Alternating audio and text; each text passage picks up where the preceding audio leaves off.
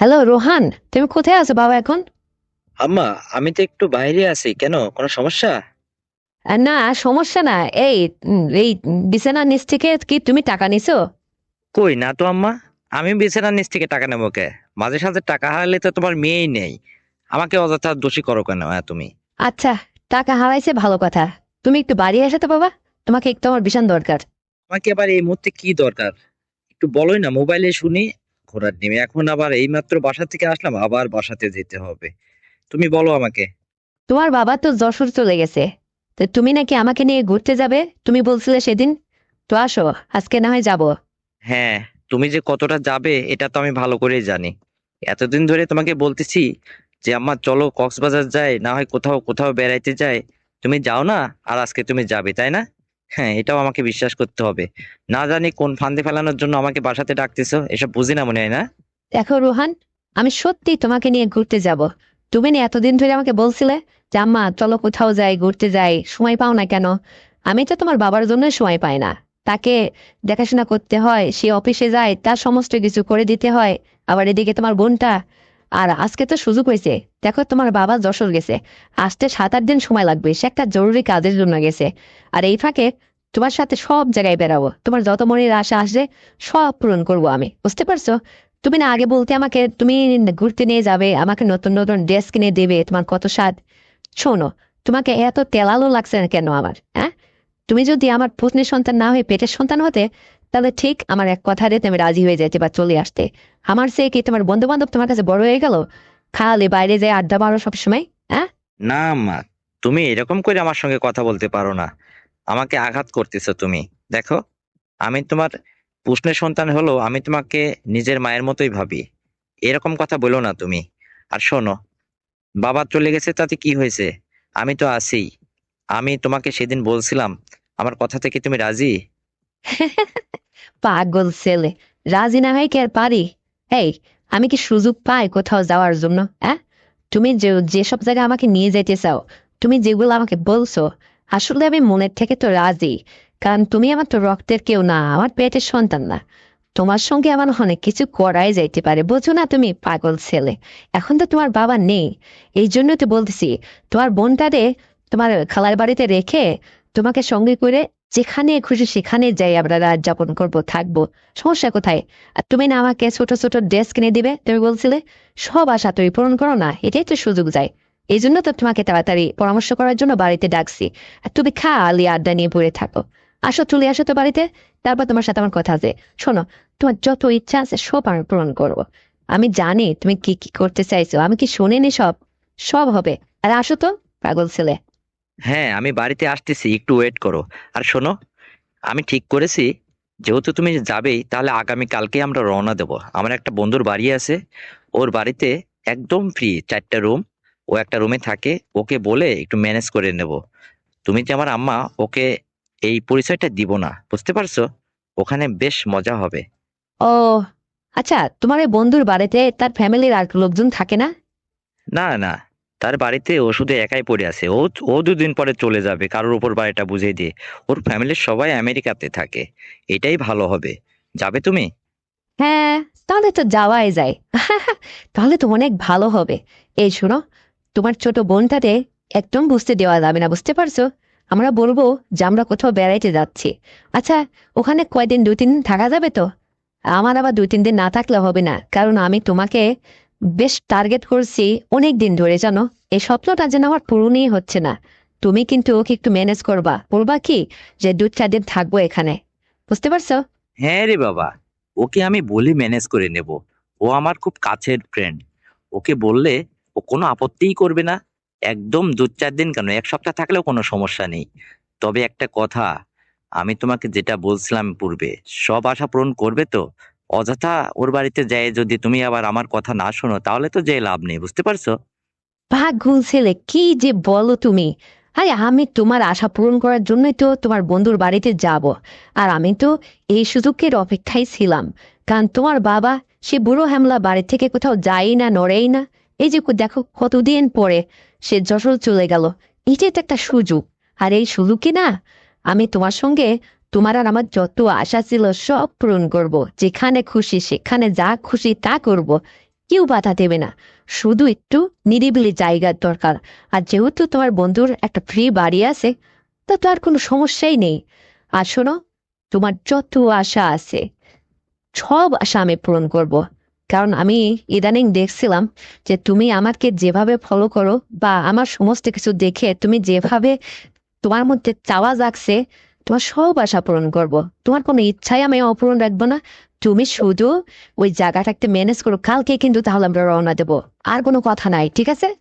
ঠিক আছে, তাহলে তো ভালোই হবে। আর আমিও কখনো ভাবতেই পারিনি যে তুমি আমার কথায় রাজি হয়ে যাবে এইভাবে, বুঝতে পারছো? শোনো, আমি কিন্তু তোমাকে যেভাবে চাইবো তুমি সেইভাবেই দেবে তো, নাকি? আরে হ্যাঁ রে বাবা, অবশ্যই দেব। তুমি চাও যেভাবে তোমার, আমি তো কোনো ইচ্ছাটাকে অপূরণ রাখবো না, সব ইচ্ছাই পূরণ করব। বুঝছো না, তোমার বাবা বুড়ো হয়ে গেছে, সে এখন ঠিকঠাক মতো চলতেই পারে না, তার বয়স হয়ে গেছে না। এখন আমার তো আসলে, আমি তো এরকম হইনি এখনো, আমি তো ঠিকঠাক আছি, তুমি তো জানোই। আর আমার সে তোমার বাবার বয়স অনেক বেশি। এই জন্যই তো তার সঙ্গে আসলে আমার যায় না। এখন কি করব বলো, ফ্যামিলি সে সময় ধরে বেড়ে দিছিল, তাই হয়েছিল। এখন আমার তো লাগবে, বোঝো না। আর আমিও তো সুযোগ পাই না, এটাই তো সুযোগ। আর যখন তোমার এই ছোট বোনটার বিয়ে হয়ে যাবে, তখন তো বাড়িটা ফাঁকাই। তখন তোমার বাবা যখন বাড়িতে থাকবে না, তখন বাড়িতেই না হয় হবে। আর এখন তো বাইরে যেতেই হবে, তাছাড়া তো আর সম্ভব না, বোঝো তো তুমি। ওর তো বুদ্ধি শুদ্ধি হয়ে গেছে। আর তুমি যা, তুমি না আমাকে কিছু একটা কিনে দিতে চেয়েছিলে, তোমার কি কিনে দেয়া সব বাবা, তুমি বলো তো। ও হো হো, এই কথা। হ্যাঁ, আমি তোমার জন্য 1 ডজন ওইটা কিনে রাখছি। আমি মাপ জানি, বুঝতে পারছো? তোমার হবে তো? সব ধরনের কালার আমি পছন্দ করে কিনে রাখছি। আমি নিজ হাতে তোমার এটা পরাই দিব কিন্তু, বুঝতে পারছো? তাই নাকি? তাহলে তো ভালোই হবে। আরে আমি তো এটাই চাচ্ছি। কয়টা, 1 ডজন কিনছো? তাহলে তো আমার অনেক দিন যাবে রে বাবা। আচ্ছা ঠিক আছে, তুমি নিজে হাতে এটা পরাই দিও, বুঝতে পারছো? আর আমি তো এটাই চাচ্ছি, তুমি সুন্দর করে আমি সেজে গুজে যাব। আর শোনো, নিজে হাতে আমাকে এটা পরাবা, আর কি কি কিনে দেবা। আমার যেগুলি যেগুলি আমারও ইচ্ছা আছে, তোমার সামনে আমি এমন কিছু ড্রেস পরে, এমন ভাবে মনে করো সুন্দর করে সেজে গুজে করে বেড়াবো, যাতে তোমার খুব পছন্দ হয়। আমি তো বলছি রে বাবা, তোমার বোনের যত আশা আকাঙ্ক্ষা আছে সব পূরণ হবে। তুমি যেখানে ঘুরতে নিয়ে যাবে, তুমি যেভাবে যে পোশাকে আমাকে দেখতে চাইবে, আমি সব রকম পরিবেশন করবো তোমার সামনে। শুধু আমি তোমার খুশি থাই, আর আমার লাগবে এই জন্য আর কি। আমিও তোমাকে খুশি করতে চাই, বুঝতে পারছো? শোনো, একটা গল্প শোনো। তুমি একদিন দুপুরবেলা যখন তোমার খাটের উপরে শুয়েছিলে, হঠাৎ ঘুমের মিতালে, মানে তুমি তো ঘুমাইছিলে, তুমি টের পাও না, আমি তোমার ওইটা দেখছি অত বড়। সেদিন থেকেই আমি ভাবছি যে তোমাকে নিয়ে কোথাও না কোথাও একটা জায়গায় বেড়াতে যাব। আর এটা আমার লাগবে, বুঝতে পারছো? কারণ ইতিপূর্বে তোমার এই বুড়ো বাবার কাছ থেকে আমি এই সমস্ত কোনো কিছু পাইনি, বুঝতে পারছো? ও দিয়ে আমার হয় না, তোমাকেই আমার লাগবে। এই জন্য এই সুযোগটাকে হাতছাড়া করা যাবেই না। আর দেখো, তোমারও ভালো লাগবে, এতটাই ভালো লাগবে, তুমি বারবার তুমি চাইবে, বুঝতে পারছো? আর এইরকম কিছুই আমি তোমাকে দেব। দেখো নে, যে কত সুন্দর জীবনটা, কত সুন্দর সময়টা তোমার আর আমার তাতে। আগে যাই না চলো, তারপরে দেখো নে। এ বেলা নি ও বেলা নি, যখন ইচ্ছা যত খুশি, বুঝতে পারছো? হুম। ও এই কথা। তার মানে তুমি সবকিছু আগেই বুঝে গেছো, দেখে ফেলছো। ঠিক আছে। আরে আমি তো তোমার প্রশ্নের ছেলে হলো, আমি তোমাকে কোনো কিছু থেকে বঞ্চিত করব না। তোমার মনের যত আশা আছে, তুমি যা চাইছো তোমাকে সবই দেওয়া হবে। এবং শুধু তাই না, সুন্দরভাবে, বুঝতে পারছো? যাতে তোমার আশাও পূরণ হয়, আমারও মনের ইচ্ছাটা পূরণ হয়। আর এইটা তুমি আর আমি মনে মনে জানবো, কেউ বুঝবে না। শুধু বন্ধুর বাড়িতে কদিনই বা হবে বলো? বন্ধুর বাড়িতে না হয় 2-4 দিন থাকা হবে। সেই 2-4 দিন না হয় যত খুশি তত আমরা ঘুরলাম বা ওই সমস্ত করলাম, কিন্তু বাড়িতে আসার পরে, মানে ছোট বোনটার আড়ালে যখন সুযোগ হয়, তখনই হবে। সমস্যা কোথায়? আরে তোমার জন্য আমি থাকলাম, প্রয়োজনে জীবনে কাউকে জীবন সঙ্গিনী করব না আমি, বুঝতে পারছো? তোমার জন্য আমি থেকে গেলাম, টেনশন করিও না। শোনো, আমিও জানি কি বাবা, আমাকে পাওয়ার পরে আসলেই তোমার এটাই মনে চাইবে যে তুমি কাউকে জীবন সঙ্গিনী করবে না, এটা আমি জানি। কারণ নিশ্চিত আমি, যে একটাবার তুমি আমার সঙ্গে ঘুরতে যাও না তোমার বন্ধুর বাড়ি, 2-4 দিন থাকি না, তুমি তখন বলবা যে এত ভালো লাগায়, এত শান্তি সুখ এই বেড়ানোর মধ্যে, এই সমস্যার মধ্যে, আর আমি তোমাকে যা দিব, বুঝতে পারছো? তোমার তখন কাউকে ভালোই লাগবে না আমাকে ছাড়া।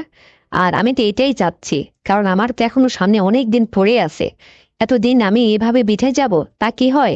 এই জন্যই তো তোমাকে ডাকছি রে বাবা। আর এটা কেউ বুঝবেও না, শুধু তুমি আর আমিই জানবো। টেনশন কোথায় বলো? তো ঠিক আছে, শোনো, তুমি দেরি করো না, ওদিককার কাজ সেরে তুমি বাসায় চলে আসো, তারপরে একসাথে বসে সব বুদ্ধি পরামর্শ করে গুছগাছ করে নিয়ে কালকেই কিন্তু বের হয়ে পড়বো। আর তোমার ছোট বোনকে আমি কালকেই হচ্ছে ওর খালার বাড়িতে পাঠিয়ে দিচ্ছি, বলবো যে আমরা কোথাও যাচ্ছি, ওকে নেব না। বুঝতে পারছো? ঠিক আছে, তাই হবে। আচ্ছা আম্মা শোনো, এই যাওয়ার কথা বা এই যে কালকে আমরা যাচ্ছি, এই বিষয়টা একটু মাথায় চিন্তা করে এখন তোমার কেমন লাগছে বলো তো? হ্যাঁ, তোমার সাথে কথা বলতে লাগলে আবার যে অবস্থাটা হচ্ছে, আর কালকে না জানে যাওয়ার পরে কি হবে। পাগল ছেলে, হাসো চটক করে বাড়ি। আচ্ছা আম্মা, আমি এই যে আধা ঘন্টা পরেই বাসাতে চলে আসতেছি, এসে পরামর্শ করব, ঠিক আছে? রাখি এখন। ওকে, তাড়াতাড়ি চলে আসো। Bye bye. তো বন্ধুরা, আমার পোষা ছেলে আর আমার এই পরকীয়া সংলাপটি শুনে আপনাদের কেমন লেগেছে? যদি আপনাদের বিন্দুমাত্র বিনোদন দিয়ে থাকে, তাহলে এক্ষুনি আমার চ্যানেলটিকে সাবস্ক্রাইব করে দেন, ভিডিওতে একটা লাইক দেন, আর শেয়ার করে আপনার কাছের বন্ধু বান্ধবকে দেখার বা শোনার সুযোগ করে দেন। আর হ্যাঁ বন্ধুরা, আগামীকাল আরো সুন্দর গল্প নিয়ে আসছিস। ততক্ষণে সবাই ভালো থাকবেন, নিজের স্বাস্থ্যের যত্ন নেবেন। আল্লাহ হাফেজ। কি এমন ভাগ্যের পরিহাস, স্বামী কাছে ছিল না তাই দেবর আমার দিনের পর দিন মজা মেরেই চললো, আমাকে সে আর একটু স্থির থাকতে দিত না। বন্ধুরা, আমি আমার জীবনের একটি ঘটে যাওয়া সত্য ঘটনা আপনাদের শেয়ার করব। তো চলুন শুরু করা যাক। আর হ্যাঁ বন্ধুরা, এই গল্পটি প্রথম থেকে শেষ পর্যন্ত শুনবেন, তাহলে অবশ্যই মজা পাবেন। একটু স্কিপ করবেন না যদি মজা নিতে চান। তো চলুন শুরু করা যাক আজকের গল্প। তো বন্ধুরা, প্রথমে আমার বিয়ে হলো আমার হাজবেন্ডের সঙ্গে। তো ও আমাকে বিয়ে করার ঠিক 3 মাস বাদেই বিদেশ চলে যায়। তো আমার শ্বশুর শাশুড়ির অবস্থা মোটামুটি খারাপ ছিল না, ভালোই ছিল সাংসারিক অবস্থা। তো ওরা দুইটা ভাই, আমার হাজবেন্ড ওরা দুইটা ভাই। তো আমার স্বামী যখন আমার বিয়ের বয়স 3 মাস বিদেশ চলে গেল, তারপর সে ওখানে যায় মাঝে মধ্যে ফোন করে কথা বলে, যাই হোক, ওখানে যায় ইনকাম শুরু করলো, টাকা পয়সা ভালোই পাঠাচ্ছিল মাসে মাসে, ভালোই দিনপথ চলছিল। এদিকে আমার একটা দুষ্টু ছোট দেওর, তার উৎপাতে আমি আর মানে ঠিক থাকতে পারতাম না, আমাকে খুব জ্বালাতন করতো। আর এটা করো তো সেটা করো, নানান বাহানা, এই টাকা চাই, এই মার্কেটে চলো, ভাবি আমার এটা ভালো লাগছে না, আমি তোমার মায়ের বাড়ি তোমাকে সঙ্গে করে বেড়াইতে যাব, নানান রকম অজুহাত করতো। তা আমি ওর মতলবটা তখন বুঝতাম না। আমি মনে করতাম দেবর তো, ছোট ভাইয়ের মতো, যা হোক ভালোই। তো নতুন নতুন এই অবস্থায় বোঝেনি তো, আসলে ওকে তো আমার বুঝে ওঠা হয়নি। তো তারপরে আমি যখন 2-3 মাস, 1 বা 2 মাস পরে পরে আমি আমার বাপের বাড়ি বেড়াইতে যাইতাম, ও আমার সাথে সাথে আমার বাপের বাড়ি যে 2 দিন 5 দিন থাকতো। বলতো যে ভাবি আমার বাসাতে ভালো লাগে না, আমি আপনার সঙ্গে এখানেই থাকবো, আপনি না থাকলে আমার একদম ভালো লাগে না। তা আমিও তখন ভাবতাম যে আসলে ও ছোট ভাইয়ের মতোই তো, তো ও থাকলে এমন কি সমস্যা? যাই হোক, ওর মনে যে এরকম ছিল সেটা তো আর আমার জানা ছিল না। তো হঠাৎ ওকে আমি যেখানে ঘুরতে নিয়ে যেতাম, যেখানে বেড়াতাম সাথেই নিতাম, মানে কখনো ওকে আমি আসলে ওইভাবে কখনো মনে করিনি। ও যে একটা বাজে স্বভাবের সেটা বুঝতে পারলাম পরে। তো হঠাৎ একদিন একটা ঘটনা ঘটে গেল, যেটা আসলে আজকে আপনাদের শেয়ার করার জন্যই আমি বসছি। তো আমি যখন মায়ের বাড়ি থেকে শ্বশুর বাড়ি চলে আসলাম, আসার পরে আমার শাশুড়ি এবং শ্বশুর তার মেয়ের বাড়িতে বেড়াইতে যায়, তার ছেলের নাতি ছেলের মুসলমানি, সেখানে সেই সুন্নতে খাতনা খাইতে বেড়াইতে গেল। তারপরে যাই হোক, ওরও যাওয়ার কথা, কিন্তু ওই যে আমি যাব না দেখে ও যাবে না। ও তো চুপচাপ আমাকে বলে যে ভাবি আপনি যদি না যান, তাহলে আমিও বাবা মায়ের সঙ্গে ওই বাড়িতে আমি দাওয়াত খাইতে যাব না। আমি বললাম যে দেখো, তুমি যদি না যাও এটা একান্তই তোমার ব্যাপার, আমি তো বাড়ি আছি, আর আব্বা মা যখন চলেই যাচ্ছে তাহলে আমি তো একাই থাকবো। তো তুমি যদি বাড়ি থাকো তাহলে তো ভালোই হয়, আমার একটু ভয় ভয় লাগে একেবারেই, বোঝো না? তো সে তখন বলল যে ঠিক আছে, আমি ওরা যাক, আমি আর আপনি বাসাতে থাকি। তো আমার শ্বশুর শাশুড়ি তার মেয়ের বাড়িতে তার নাতি ছেলের অনুষ্ঠানে দাওয়াত খাইতে চলে গেল। তো হঠাৎ দুপুরবেলা ও কোথার থেকে বাইরে থেকে ঘুরে ফিরে এসে বলতেছে, ভাবি আপনার সঙ্গে একটা জরুরি আমার কথা ছিল, যদি কিছু মনে না করেন তাহলে আমি কি বলবো? তো আমি তখন বললাম ঠিক আছে, কি এমন জরুরি কথা বলো দেখি শুনি। তখন ও বলতেছে যে যেটা আপনাকে আমি অনেকদিন বলবো বলবো করে বলাই হয়নি, তো আজকে যখন বাড়িটা ফাঁকা সুযোগ পেলাম, তো আপনি আমার কথা রাখবেন একদম। যদি আমার কথা আপনার পছন্দ না হয় তবে আমাকে সত্য দিতে হবে যে কাউকে এই কথা জানানো যাবে না, বলা যাবে না, তাহলে কিন্তু আমার সমস্যা। তখন আমি বললাম যে দেখো, আমি তো তোমার ভাবি, আর ভাবি তো হচ্ছে বড় বোন, বোনের সমতুল্য। তো তুমি কি এমন কথা বলবা যে যেটা আমি কাউকে বলবো না? ঠিক আছে, তুমি বলো দেখি, আমি শুনি। তখন সে বলতেছে যে আপনাকে আমার খুব ভালো লাগে, আর আপনাকে মানে আপনাকে দেখে সবসময় আমি কল্পনা করি, জল্পনা কল্পনা, রাত্রে শুইলে আমার ঘুম আসে না, শুধু আপনার কথাই আমার মনে হয়। তো তখন আমি বললাম যে দেখো, তোমার তো এখনো বিয়ের বয়স হয়নি পুরোপুরি, তুমি অতটা বড় হয়ে ওঠোনি। তো তোমার ভাই বিদেশ থেকে এবার আসলে তোমার বিয়ে শাদীর ব্যবস্থা করব। তখন ও বলল যে ঠিক আছে ভাবি, তাই হবে, কিন্তু আজকেরটা আজকে, যেটা আমি আপনাকে বলতে চাইছি। তো তখন আমি বললাম যে ঠিক আছে, তুমি কি এমন কথা বলবা যে যেটার জন্য এত ভয় পাচ্ছ? নির্ভয়ে, বাসাতে কেউ নেই, তুমি ছোট ভাই, নির্ভয়ে আমাকে বলবো, কি বলবা? তখন ও বলতেছে ভাবি আপনার প্রতি আমার খুবই মন গেছে। আমি বললাম যে তার মানে কি? এটা কি বলছো? কি মন গেছে বলো তো দেখি। তখন ও বলে, মানে কাপা কাপা কণ্ঠে একটু ভয়ে ভয়ে বলছে যে ভাবি আমি আসলে আপনার সঙ্গে ওইটা করতে চাই, যদি কিছু মনে না করেন, আজকে তো বাড়িটা ফাঁকা, আসুন না, হয়ে যাক। তখন আমি বললাম যে এইটা তুমি কি বললা? হুম, এইরকম কথা তুমি আমাকে বলতে পারলে? আমি তোমাকে ছোট ভাইয়ের মতো দেখি, আর তোমার ভাই বাইরে রয়েছে, তুমি তো জানোই, তার আমি নতুন বউ, সবেমাত্র সে আমাকে মাত্র বিয়ে শাদী করে সে বাইরে চলে গেল, তার সঙ্গে আমি মানে আমোদ ফুর্তি খুশি আল্লাহ কোনো কিছুই করতে পারলাম না এ পর্যন্ত।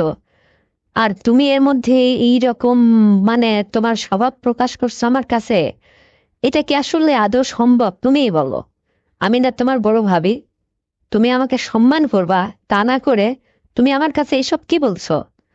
তখন ও বলে প্লিজ ভাবি, আমার মুখের দিকে একবার চান, যে একটু ভেবে চিন্তে দেখুন না, মনটা একটু নরম করুন, তাহলেই হবে। আজকে তো আব্বা মা বাসায় কেউ নেই, বাড়িটা তো ফাঁকা, কেউ তো আর বুঝবে না। তো যদি আমার প্রস্তাবে আপনি রাজি থাকেন, তাই বললাম যে দেখো, এরকম পাগলামো করো না, আর তুমি যেটা বলছো এটা কিন্তু আদেও সম্ভব না। আমি কিন্তু আমার শ্বশুর শাশুড়ি আসলে তাদের সব বলে দেবো, বুঝছো? এই কথা বলার পরে সে তখন বললো যে ঠিক আছে ভাবি, আপনার কোনো কিছু আমার কথায় রাজি হওয়া লাগবে না, আর আপনার কোনো কিছু আমার দরকারও নেই, আপনি এই কথাটা তবে কাউকে কিছু বলবেন না। এই বলে বেচারাটা যাই হোক বিকেলে কোথাও ঘুরতে বেরোলো। তো আমার শ্বশুর শাশুড়ি দাওয়াত খেয়ে চলে আসার কথা, কিন্তু তারা আসলো না। যাই হোক সন্ধ্যা পেরিয়ে গেল, রাত হলো। তো আমি আমার রুমে টিভি দেখতেছি বসে বসে, আর আমার ছোট দেওরাটা সেও মনটা খারাপ করে আমার সঙ্গে কথা বলছে না। এক পর্যায়ে যেন মানে আমার রুমে ঢুকে আমার সোফার উপরে এসে বসে আমার পাশে বসে টিভি দেখতে লাগলো।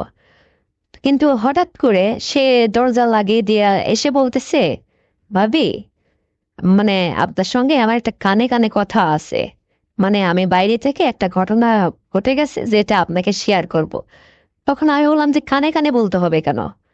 মানে আমার রুমের মধ্যে তো, বাড়ির মধ্যেই তো এক কথা, কেউ নেই, তুমি আর আমি, আর তুমি এরকম করতেছো কেন সেই সকাল থেকে দুপুর থেকে, মানে কি আজে বাজে কেমন যেন আচরণ করতেছো।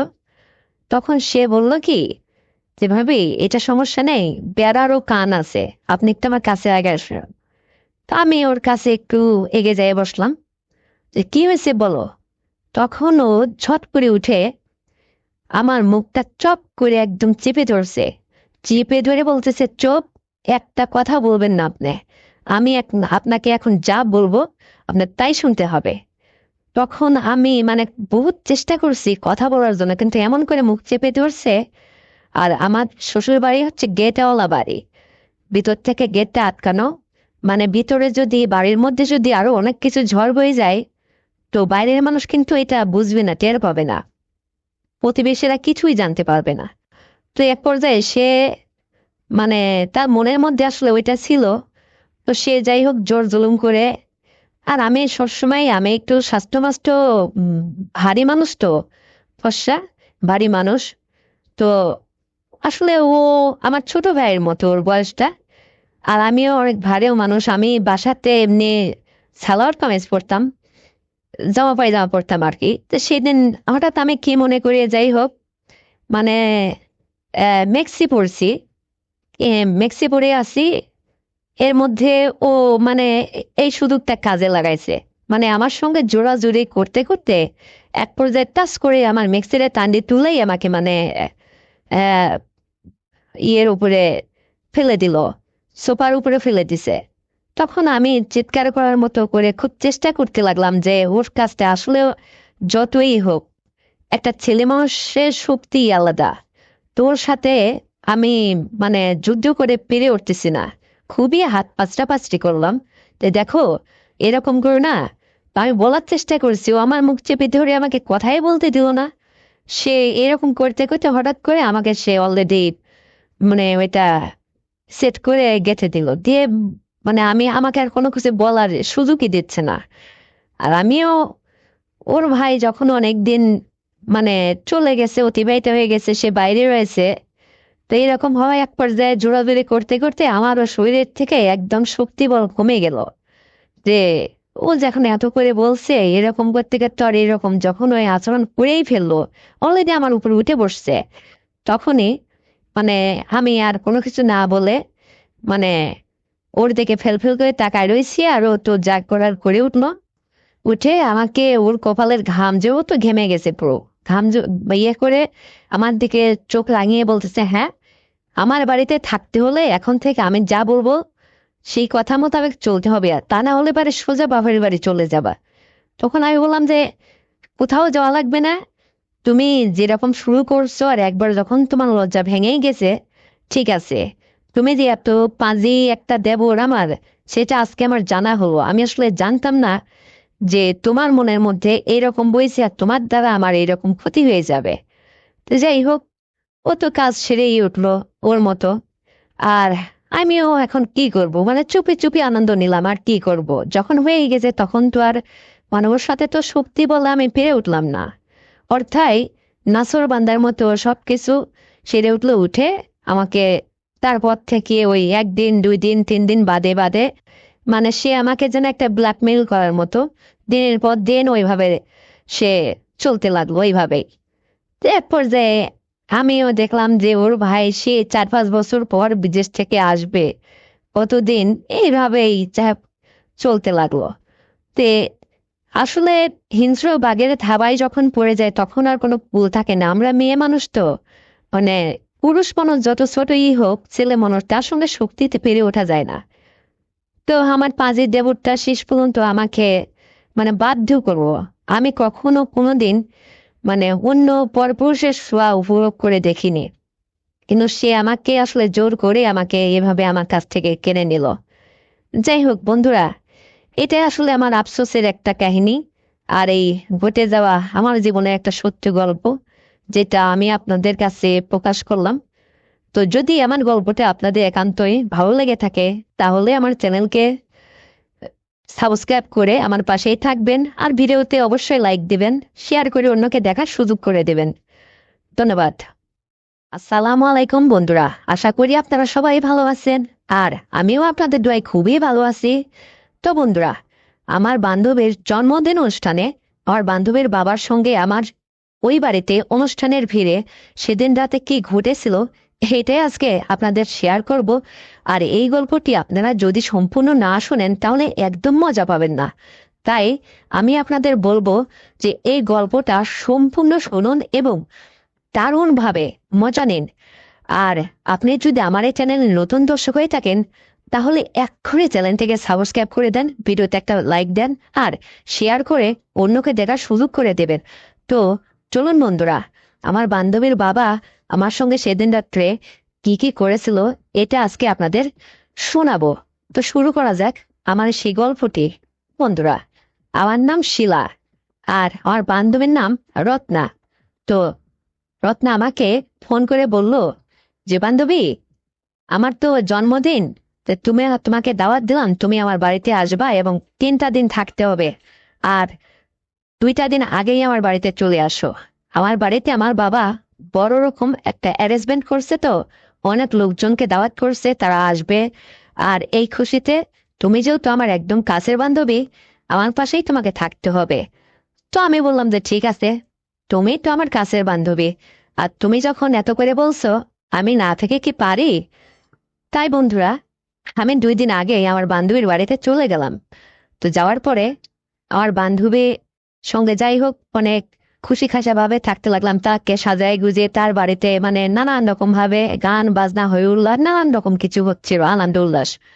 তো যেদিন আমার বান্ধবীর জন্মদিন ঠিক সেই দিন বাড়িতে অনেক দামি দামি মেহমান, অনেক তার সোসাইটির লোকজন সব কিছু আসে বাড়িতে, অনেক ভিড়, খাওয়া দাওয়ার আলোড়ন ভিড়।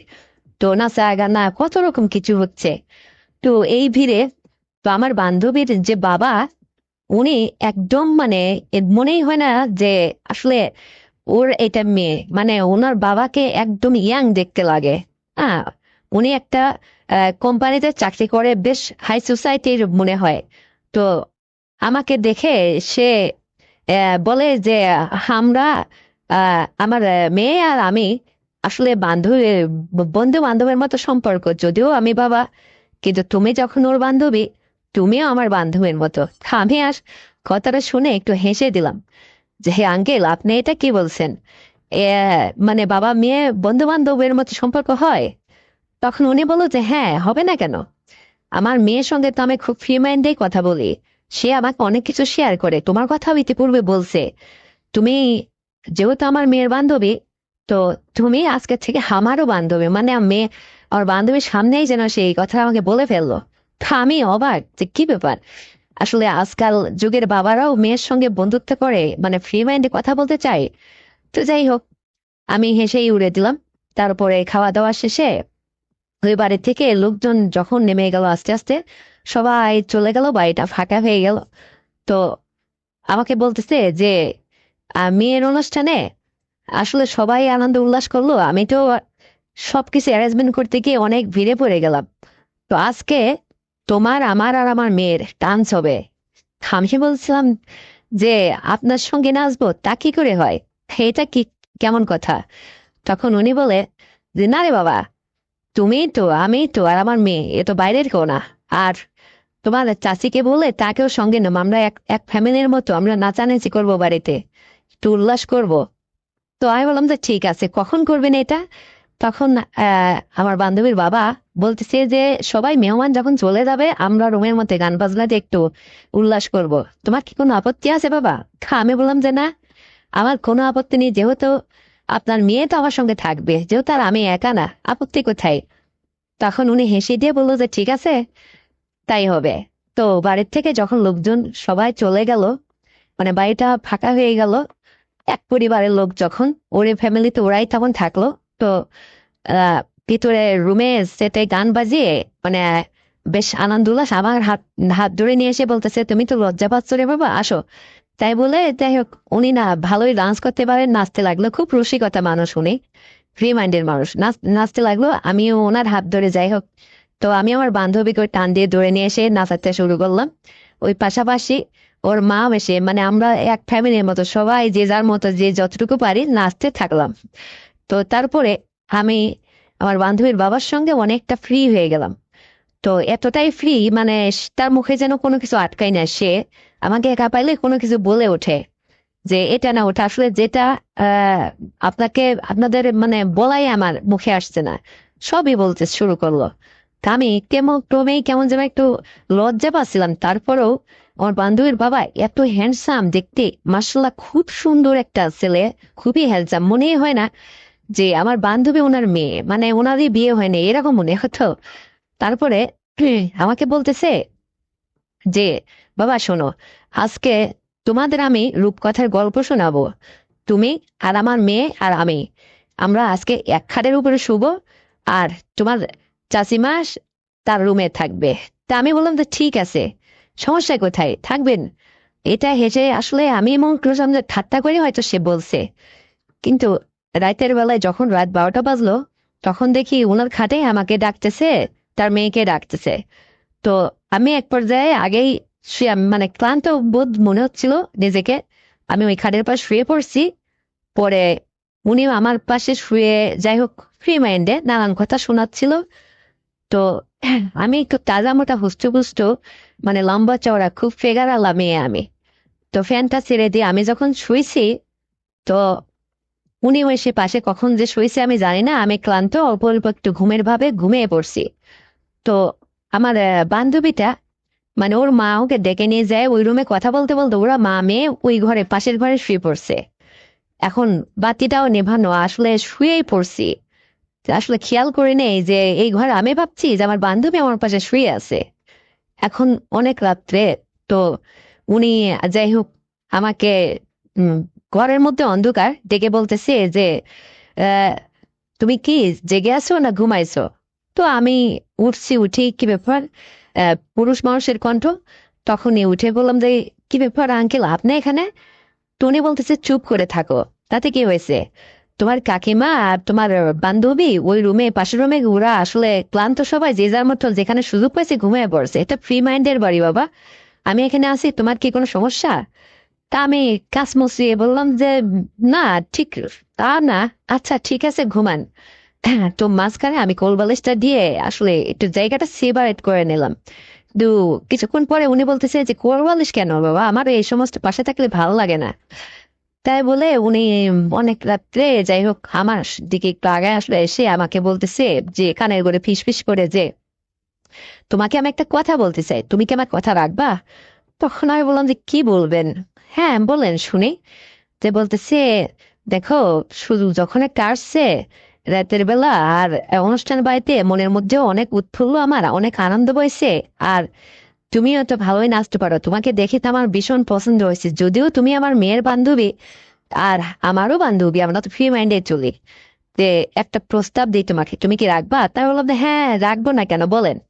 তখন বলতেছে, ক্রমে সে যেন আমার দিকে আগে আসে, মানে আমাকে হাত দিয়ে তার দিকে টানে।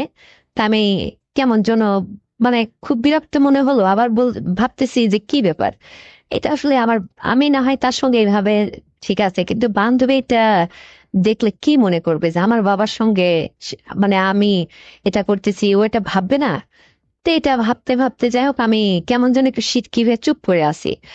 তো ক্রমে সে আমার দিকে আর কথা বলে, আর আমার দিকে আগায় আসতেছে আর বলতেছে যে দেখো, তো হয়ে যাক না, তোমার কি কোনো আপত্তি আছে? তাই আমি বললাম যে কি হবে? আমাকে বলছে তুমি বোঝো না। তো আমি তো আসলে বুঝতে পারলাম যে একটা ছেলে মানুষ কাছে থাকলে আর রাত্রে একটা মেয়েকে একা পেলে তার মনের মধ্যে কেমনটা আসলে মন মানসিকতা পরিবর্তন হবেই। যদিও সে আমার আঙ্কেল, বান্ধবীর বাবা, কিন্তু তার তো ওই সময় ওইটা খেয়াল নেই। তো যাই হোক, আমি খুবই জোরাজুরি বললাম যে না না, এটা আসলে সম্ভব না, দেখেন আপনি আমার আঙ্কেল হন সম্পর্কে। তো আমাকে উনি বলে যে বাদ দাও তো এইসব, আর আমার মেয়ে ওইটা বুঝবি না, ওরা ক্লান্ত শরীর, সারাদিন ঘোরাঘুরি, অনুষ্ঠান বাড়িতে অনেক কিছু মেহমানদারি করছে, তারাও মা মেয়ে খুবই ক্লান্ত, ওরা ওই রুমে ঘুমিয়ে পড়ছে, নাও না প্লিজ এরকম করো কেন? তো আমি তখন বললাম যে রাগ করে বললাম যে আচ্ছা, তাহলে আপনি দরজাটা লাগাই দিয়ে আসেন। তখন উনি উঠে যায়, দরজাটা আওসানা ছিল, লাগাই দিয়ে আসলো, দরজা সিট কিনে আটকাই দিয়ে বলতেছে যে ঠিক আছে। তো যাই হোক, উনি আমাকে ওই রাতের মধ্যে, মানে উনি মনে হচ্ছে জীবনে এরকম কিছু দেখেইনি, কখনোই দেখেনি। আমার কাছে এটা মনে হচ্ছিল, মানে পাগলের মতো উনি আমার সঙ্গে আচরণ করতেছিল। অনেক সময় ধরে আমার সঙ্গে, যাই হোক, রাত্রে 2-3 বার থাকলো, সকাল হতে হতে মানে আমারও খুব তার বিষয়টা ভালোই লাগলো, খুবই ভালো। মানে উনি তো আসলে খুবই ইয়াং মানুষ, হ্যাঁ, বোঝাই যায় না যে ওনার বয়স আছে বা ওনার এত বড় একটা মেয়ে আছে। দারুণ ভাবে আমাকে বলতেছে যে দেখো, তুমি কিন্তু মাঝে প্রত্যেক সপ্তাহে আমার মেয়ের সঙ্গে আমার বাড়িতে আসবে, আর তুমি আসলে পারে আমি যখন আমার মেয়ের একটা ড্রেস কিনে দেবো, তোমারও কিন্তু ওইভাবে ওই সাথেই আমি ড্রেস কিনে দেবো। আর যখন যেটা লাগবে তুমি আমাকে বলবে, কিন্তু তুমি আমার বাড়িতে আসবে, তা না হলে কিন্তু আমি তোমার বাড়িতে চলে যাব। উনি হাসতে হাসতে এই কথা বলতেছেন। আমি বললাম যে দেখেন, আপনার সুযোগে সদ্ব্যবহার করছেন তাই বলে কি আর প্রতিদিন সম্ভব? আর এটা কখনো মেনে নেওয়ার না, যেহেতু আপনার মেয়ে আমার বান্ধবী। আর সেক্ষেত্রে আপনি আমার সঙ্গে এইটা আজকে যা করলেন, এটা যদি আপনার মেয়ে কখনো এটা বুঝতে পারে বা জানতে পারে, তাহলে কি আপনার মেয়ের সঙ্গে আমার সম্পর্ক থাকবে আপনিই বলেন। তখন আঙ্কেল বলতেছে যে না না, সে বুঝবে কেন? তার সঙ্গে তুমি চলাফেরা চলে কখনো যদি সুযোগ হয়, আবার না হয় এরকম হবে। তো আমার আসলে খুব ভালো লাগলো বন্ধুরা, মানে কখনো আমিও যেন এরকম মানে সুখ শান্তি পাইনি। আমার বান্ধবীর বাবা সেদিনকে যেভাবে আমার সঙ্গে মানে দু তিনবার যাই হোক এভাবে সুন্দরভাবে একটা আচরণ করলো, আমার খুবই ভালো লাগলো। এত সুন্দর করে উনি করে, মানে আমি কখনো এরকম পাইনি, এত ভালো লাগা জিনিসটা বুঝিনি। তারপরে আমিও তাকে একদিন দাওয়াত করলাম।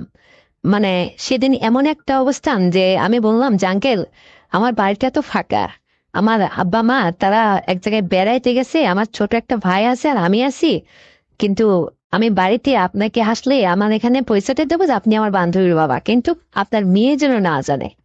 মানে আমার কেন যেন একটা লোভ হয়ে গেছিল, যে আমার মনে হচ্ছিল আর একটা বার যদি তার সঙ্গে আমার সাক্ষাৎ হতো বা এরকম হতো, খুবই মন চাচ্ছিল। তারপরে সুযোগটা যখন আসলো তাকে আবার ফোন করে ডাকলাম।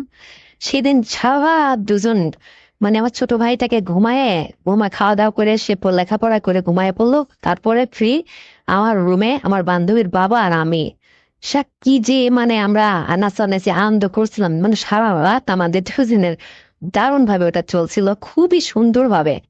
তো আমার তখন মনে হলো যে উনি যদি আমার বান্ধবীর বাবা না হতো, তাহলে আমি ঠিক ওনাকে আমি কেড়ে নিতাম, মানে আমার করে নিতাম সারা জীবনের জন্য। আমার খুবই ভালো লাগতো। তো আমার যতদিন বিয়ে শাদী হলো না, আমি লেখাপড়া কলেজে করতেছিলাম, তো এতদিন আমি মাঝে মধ্যেই ওই আঙ্কেলকে ডেকে নিয়ে এসে আমি যখনই সুযোগ পেতাম, বাড়িটা ফাঁকা থাকতো, তখনই আমার মতো আমি আমার স্বার্থটা হাসিল করে নিতাম। আমার খুবই ভালো লাগতো, খুবই খুবই, যে আপনাদের ভাষায় প্রকাশ করতে পারবো না।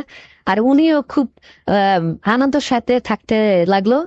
তো উনি আমাকে বলে যে বাবারে শোনো, যেহেতু আমার মেয়ে তোমার বান্ধবী, খুব কাছের বান্ধবী, আর আমার আর তোমার এক জায়গা হওয়ার মতো তো একটা চান্স আছে, এটা মানুষ বুঝবে না বাবা। যতদিন তোমার বিয়ে শাদী না হয় না, আমরা এভাবে চলতে থাকি। আর বিয়ে শাদী হয়ে গেলে তখনকার হিসেবটা আলাদা। তো বন্ধুরা, এভাবেই কিছুটা দিন তার সঙ্গে আমার চলছিল। তো বন্ধুরা, আমার এই গল্পটি শুনে যদি আপনাদের ভালো লেগে থাকে এবং বিন্দুমাত্র মজা পেয়ে থাকেন, তাহলে এক্ষুনি চ্যানেলটিকে সাবস্ক্রাইব করে দেন, ভিডিওতে একটা লাইক দেন, আর শেয়ার করে আপনার বন্ধু বান্ধবকে দেখার সুযোগ করে দেন। আর হ্যাঁ বন্ধুরা, ততক্ষণে সবাই ভালো থাকবেন, নিজের স্বাস্থ্যের যত্ন নেবেন। আসছি আবার সুন্দর গল্প নিয়ে। আল্লাহ হাফেজ।